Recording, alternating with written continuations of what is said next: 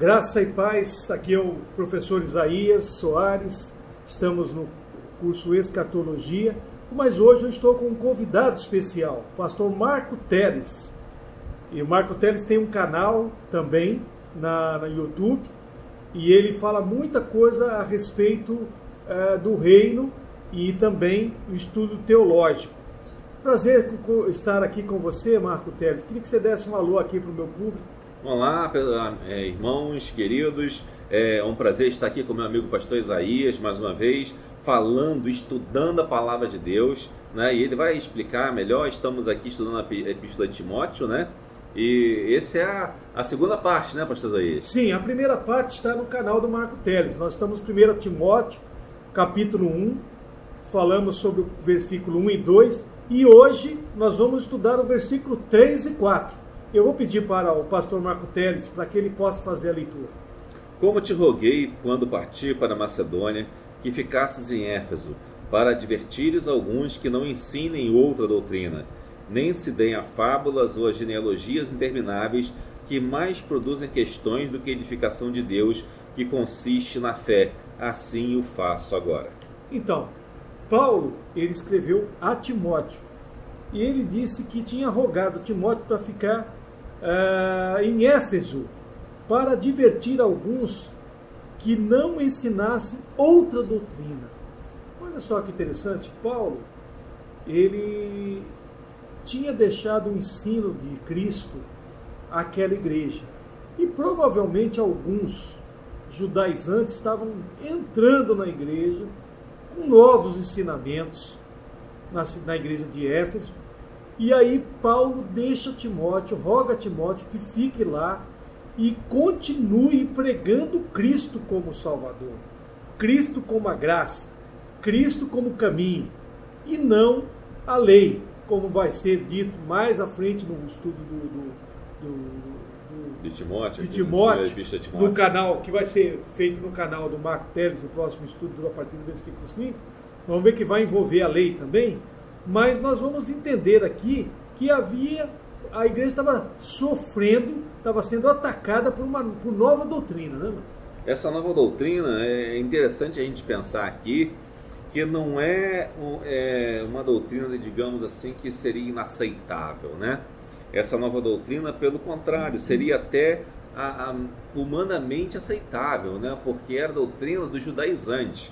Quem eram os judaizantes? Os judaizantes eram aqueles que tinham estudado com os fariseus e saduceus, aqueles que perseguiam Jesus e que queriam que os gentios, né, gregos, romanos e outros povos praticassem a circuncisão, realizassem sacrifícios e outras coisas características do culto judaico.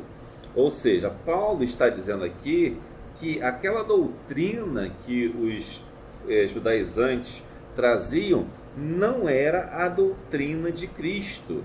Ele vai discorrer sobre isso mais no capítulo 1, a gente vai ver com mais detalhes futuramente, mas é interessante observar que quando querem trazer doutrinas, acrescentar práticas, acrescentar rituais à Igreja de Cristo, ao ensinamento de Deus, na verdade estão acrescentando coisas que não fazem parte do ensinamento dos próprios apóstolos, não é verdade, pastor Isaías? Sim.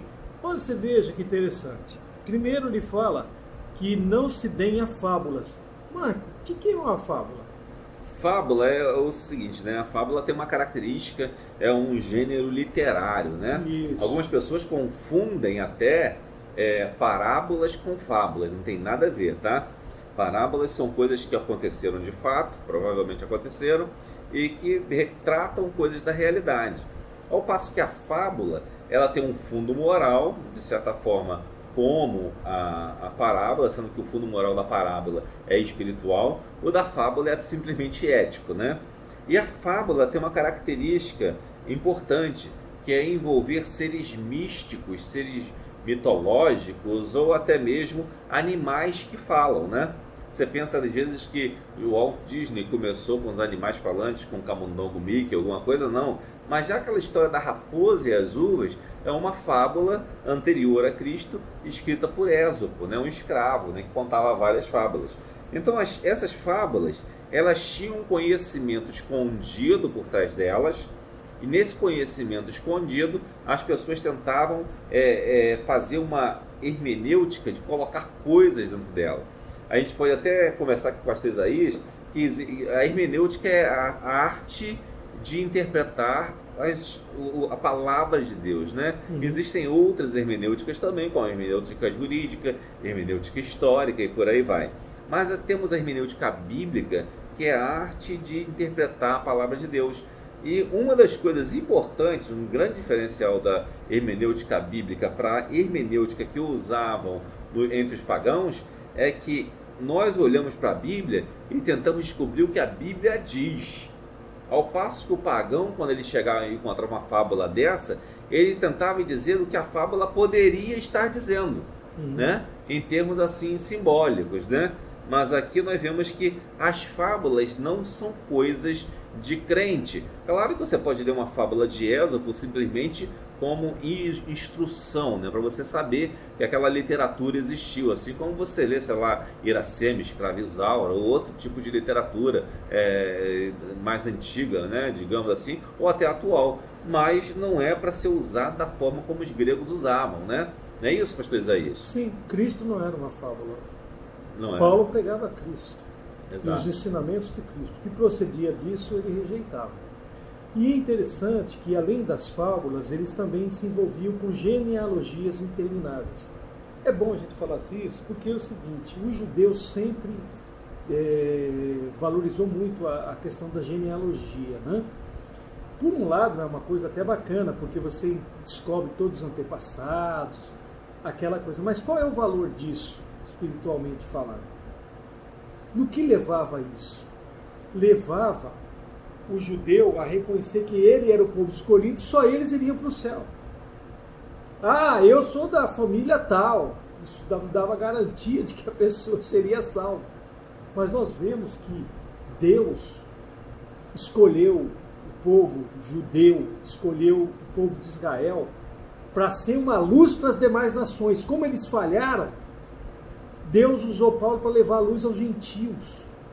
E hoje quem leva a luz é a igreja, que leva a luz a todos os povos, sejam judeus, gregos, romanos, né, Marco? E de uma certa forma, eles estavam valorizando a genealogia, eles estavam valorizando a forma de interpretar judaica.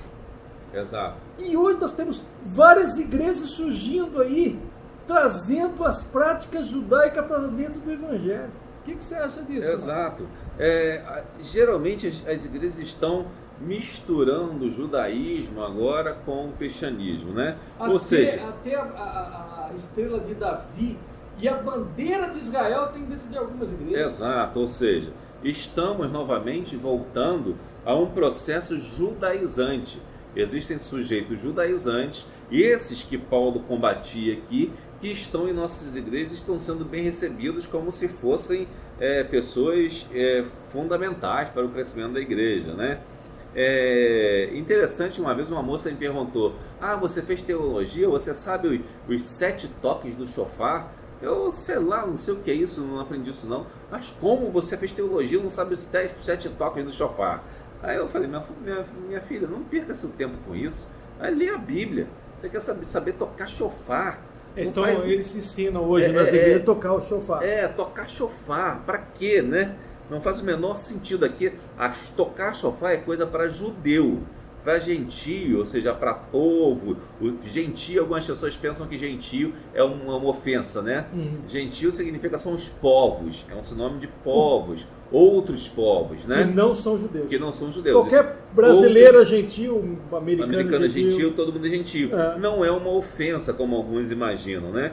Ou uma pessoa gentil no sentido de ser prestativa, também não é isso. Não. Isso. Não é gentil com L, né? Gentil com O, né? Exatamente. É interessante que ele ainda fala dessas genealogias intermináveis, né? Que mais produzem questões do que edificação. Isso, mas eu queria focar nessas genealogias intermináveis. Se você pegar Mateus capítulo 1, tem a genealogia de Jesus. Não é? Isso. Aí alguém pode dizer: mas tem a genealogia de Jesus lá. Então a genealogia é importante.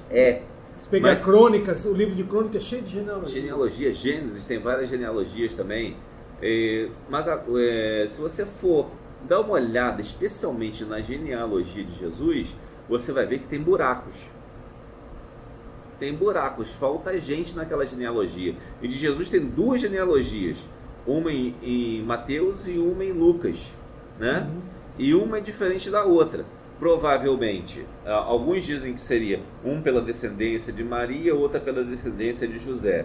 Eu imagino que seria mais pelo José, talvez, né? Talvez pode ser também a mãe de José, pela mãe de José e pelo pai de José. Também pode ser assim, né? Ou não, pode ser por Maria também. Mas existem duas genealogias onde Jesus chega e é dito que Jesus é filho de José, porque José o adotou aqui, né, como seu filho mesmo aqui na terra.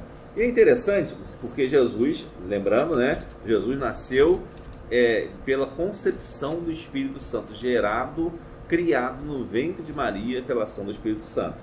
Agora, quanto à genealogia de Jesus, você vai ver que ele diz aí que são 14 gerações de Adão até Moisés, né, se não me engano.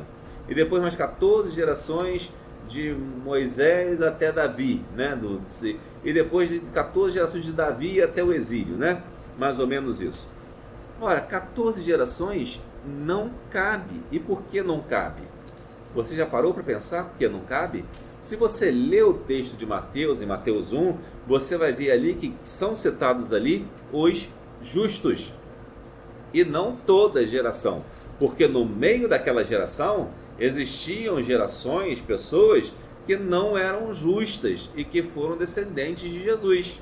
É interessante, especialmente são citados aqueles que se arrependeram, como por exemplo Raabe, que era prostituta, né? Se arrependeu e se converteu, ou seja, é a geração daqueles que se converteram, daqueles que se arrependeram, daqueles... Ruth, que não pertencia a genealogia. Ruth, que nem era judia. Nem era judia, né? Era moabita, né? Ruth era moabita. Ou seja, ali é uma geração de justos, de pessoas arrependidas. São 14 gerações de pessoas a mãe justas. De Salomão, né? Betseba, que cometeu adultério com Davi, mas depois se arrependeu, né? Então nós vemos citada aí, né? E Davi também sofreu amargamente por causa desse adultério, mas se arrependeu, ou seja, e os justos não são justos perfeitos. Então, mas esses homens aqui, que falavam de genealogias intermináveis, eles elogiavam os seus descendentes, e como se todos eles fossem perfeitos e que dessem a pureza de sangue judaico, e que essa pureza de sangue lhes desse alguma garantia espiritual, né, pastor Isaías? A garantia do reino, né? Do reino aqui na terra, na verdade, com Messias terreno. As genealogias, as duas genealogias, elas vêm da linhagem de José, mostrando que Deus valorizou José. Ele valorizou José como pai de Cristo. Isso. Né? E provavelmente Maria é da mesma tribo de José, por isso que Cristo é da tribo de Judá. Exato. Né? Maria devia ser da mesma tribo quando ela casou com um jovem da mesma tribo que era José. Mas a genealogia vem por José. É interessante. E José, ele foi reconhecido por Deus como pai de Jesus, né? Por isso que eu imagino que essa genealogia que atribuem a genealogia de Maria, imagino que seja de José também, mas por parte talvez de mãe, né? E a outra genealogia por parte do pai de José. Mas as duas vêm falando de José. Vem falando de José. Vem vendo José, filho de Eli, filho de Matias e tal, Isso, até exato. chegar em Adão. Isso. E o contrário de Adão até chegar em José. Isso. Bom, mas o importante a gente entender é que se você tem um familiar crente, sua família, lógico, familiar pode ser da sua família. Se você tem um pai crente, um pai cristão, isso não garante que você é cristão. Tem uma mãe cristã, isso não garante que você seja cristão. Porque você não é salvo pela genealogia. Exato. Entende? A salvação é individual. E eles estavam valorizando a genealogia, dizendo, tá vendo? Vocês têm que continuar dentro do judaísmo aqui, porque nossa genealogia leva a fulano, leva a Jacó, leva a Abraão, leva... Entende? Exato. E a genealogia intermináveis que levavam mais a questões do que para a edificação. Então, nós devemos estar preocupados com a edificação de Deus. nessas questões aqui ficava um disputando com o outro, né? Quem é mais santo, né? Interessante isso. E essas questões, elas produzem realmente todo tipo de atrito na igreja, né? Que às vezes nós vemos pessoas, às vezes, que perdem muito tempo tentando provar que são importantes, às vezes até porque tem dinheiro, né? Ou tem algum poder aquisitivo, ou algum tipo de poder secular, às vezes, e tentam fazer isso também. Isso também não é bom. Mas, pastor Isaías, eu acho que essas genealogias não edificam, não são para edificação de Deus, porque a edificação consiste na fé, ou seja, na fé em Cristo, né? Isso. Então, isso. Como devemos fazer essa edificação verdadeira? Eu acho que não é por genealogia nem por fábula. A aplicação é assim: nós devemos estar envolvidos com coisas que edificam a nossa fé. O que passa disso, questões que surgem nas igrejas, questões que surgem no dia a dia, pessoas disputando assuntos para ver se você conhece a Bíblia, não conhece, para ver se você se a igreja dela é melhor, se a sua é pior. Isso não edifica. Nós precisamos estar preocupados. A aplicação se envolva com coisas que edificam a fé e não com coisas que não edificam a fé. E devemos fugir dos judaizantes, né, Marco? Exatamente.